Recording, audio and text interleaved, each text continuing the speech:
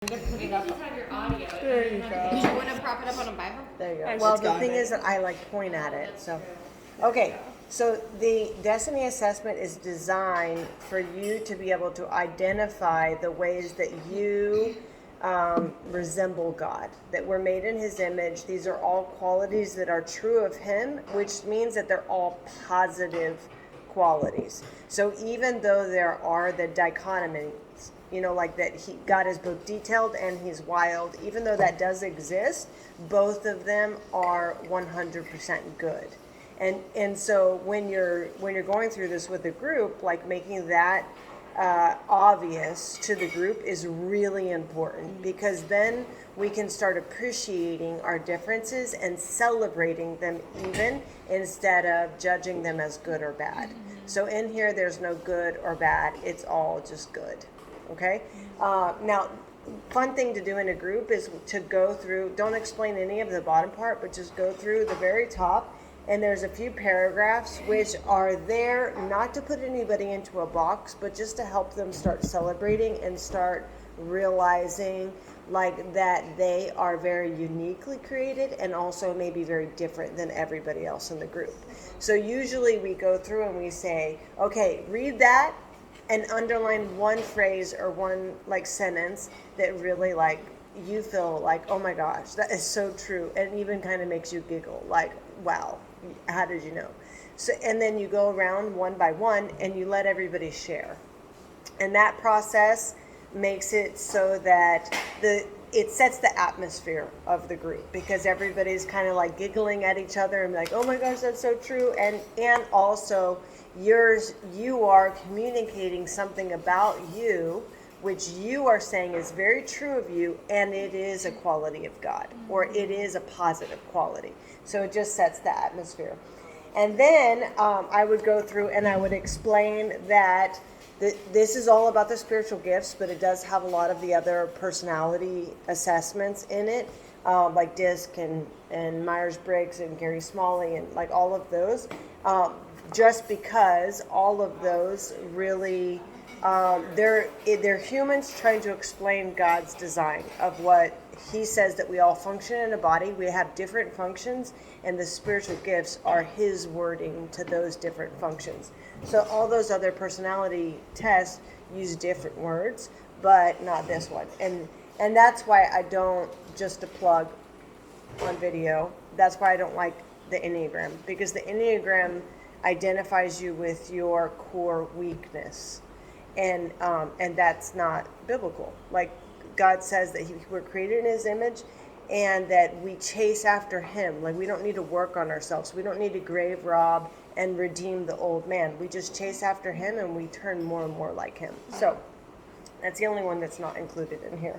So there's 4 different quadrants. There is the guidance, the navigation, the support, and the communication. And what that is that I just clustered the spiritual gifts and how they function.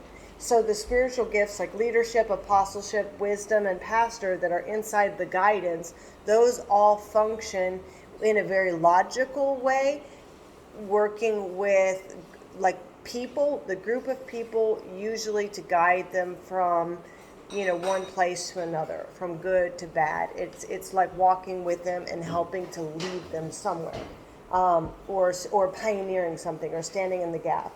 Now the communication gifts, which are encourager, faith, evangelism, teacher, and just so you know, this is not an all-inclusive list of the spiritual gifts, but it's just to get you, it's a tool to get you to start thinking, right? And celebrating what God is doing in you. So the communication gifts are the ones that are spoken, or that they are meant to move people to action. So they're very action oriented. They're very out with people, usually with a group.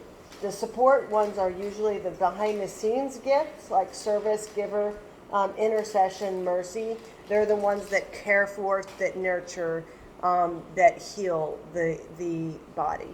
And then your navigation gifts are the ones that are administrator, prophet, knowledge, and discernment, and they help to protect the body, to slow the body down, to think about, okay, let's think about what this is going to do if we maintain this course. Are we going to fall? in a hole or something like that.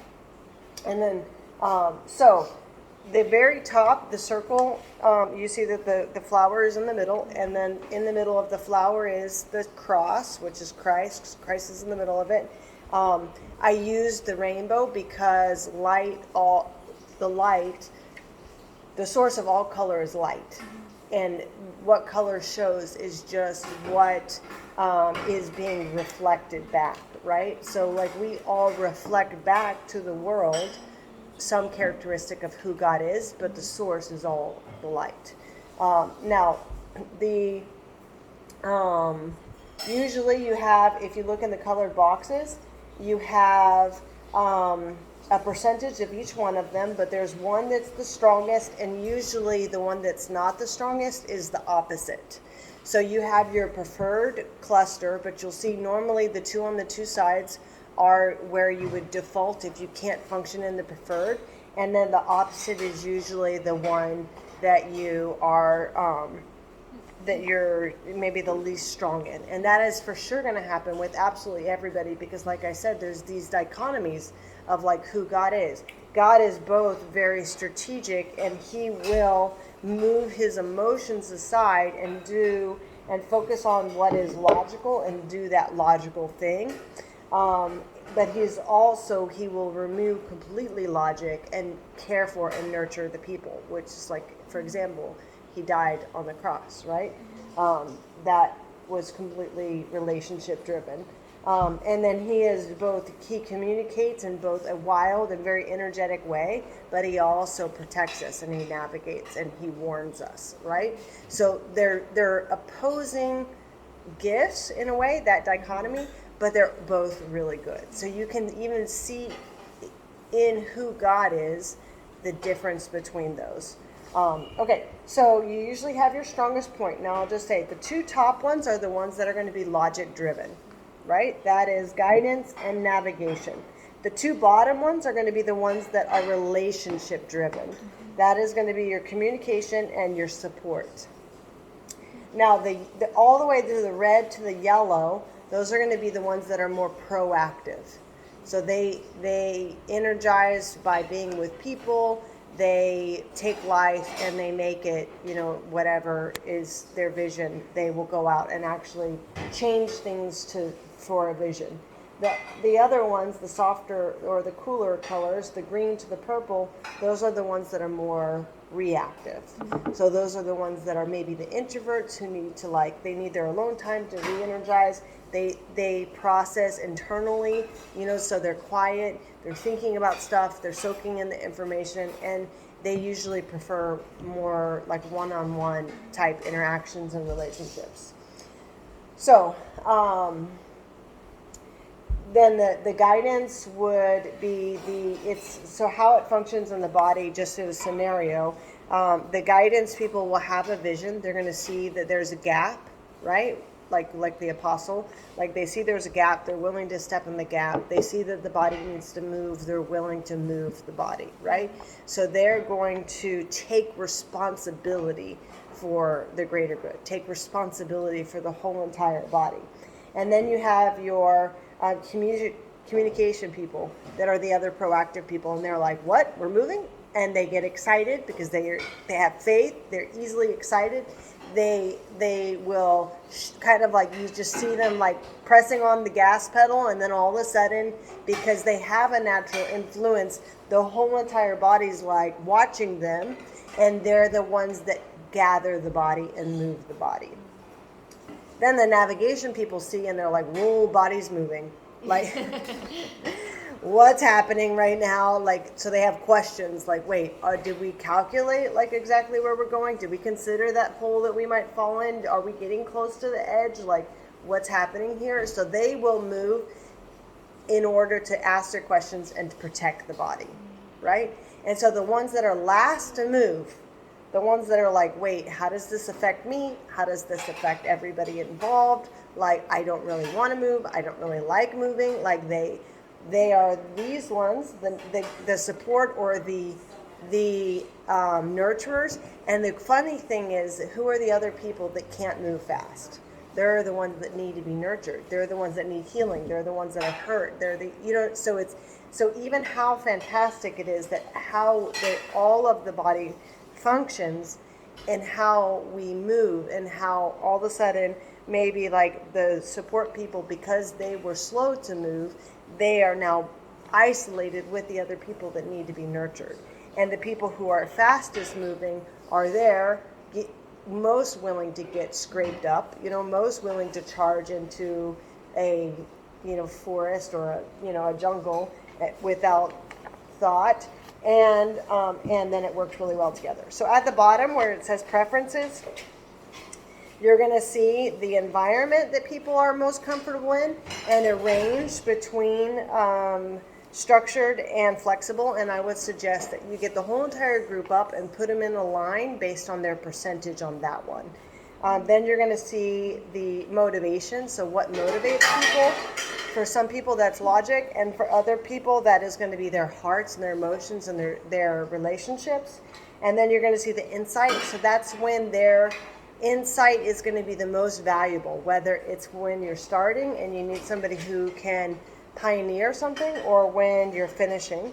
And then the next one is the drive. So that's like what will move you. Are you more reactive or proactive? And the very last one is there just to kind of tell you that no matter who you are, you go through seasons of needing healing or being able to overflow. So it depends on do you need to turn in and refill? And all of us go through those seasons. Sometimes in a day we'll go in and out of them. And then the very bottom part is going to be your strongest gifts mixed with the strongest one of the opposite. And that concept comes from Jesus saying, in the world, leaders lead this certain way. That's a guidance. But in the spiritual world, you're going to look more like Christ every day. So you're going to mix your leadership, for example, with servant, which is on the opposite. So like your first line of the area of greatest victory, that is where your strongest gifts in whatever quadrant will be. What happens when you combine those with your strongest of the opposite? So it starts looking like leader with mercy, or leader with service, or teacher with discernment, for example. So you can just combine it. Now the area of vulnerability is where those strong gifts, Satan is going to try to hijack your strongest gifts, because that's where you're most powerful in the world, because that's where you shine God the strongest. And so what you do is you look and see what the back door is. How is Satan going to try to get in? Well, it's going to be leader without servant. It's going to be leader without mercy. It's going to be teacher without discernment. It is going to be your strongest gift without something of the opposite. So I just put there maybe like something that you want to work on, and you can make those gifts. We're given these gifts and God has designed who we are on purpose, but he's also called us to be like Christ.